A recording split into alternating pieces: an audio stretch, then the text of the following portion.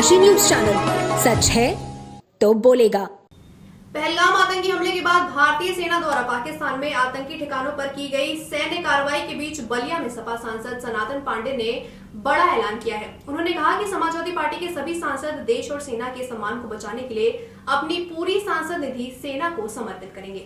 सपा सांसद सनातन पांडे ने यह भी कहा कि अगर जरूरत पड़ी तो अपनी जमीन जायदाद भी बेचकर भारतीय सेना को देंगे। उन्होंने अपने बयान में कहा, देश की रक्षा सर्वोपरि है, हम सेना के साथ कंधे से कंधा मिलाकर खड़े हैं। हालांकि सांसद पांडे ने पहलगाम आतंकी हमले के बाद देश की इंटेलिजेंस एजेंसियों पर भी सवाल खड़े किए। उन्होंने कहा, आतंकी हमले के वक्त ये एजेंसियां कहां थी? उनकी जिम्मेदारी है कि देश में इस तरह की घटनाओं को रोका जाए।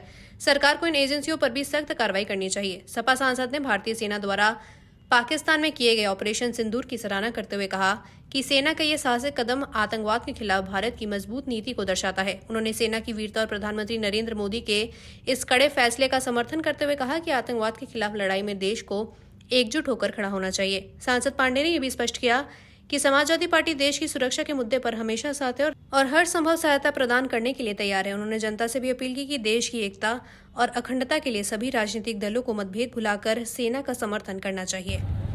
कि सारे सांसद अगर हमारे भारत पर आँच आती है तो पूरा का पूरा जो है भारत को बचाने के लिए, भारत के सम्मान को बचाने के लिए संपूर्ण निधि देने को तैयार है। उससे भी कम पड़ता है तो हम अपनी ज़मीन जायदाद बेच देंगे, लेकिन हम हमारा भारत का सीना किसी के सामने झुके ना, इसका जो हम लोग समर्थन करते हैं। हमारा राष्ट्रपति ने पहले कह दिया था, हम दलगत भावनाओं से काम नहीं किए।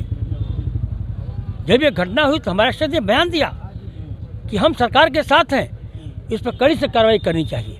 हम भारतीय जनता पार्टी के साथ नहीं हैं, हम सरकार के साथ हैं। सरकार सिर्फ भारतीय जनता पार्टी की नहीं है, सरकार कई दलों की सरकार है।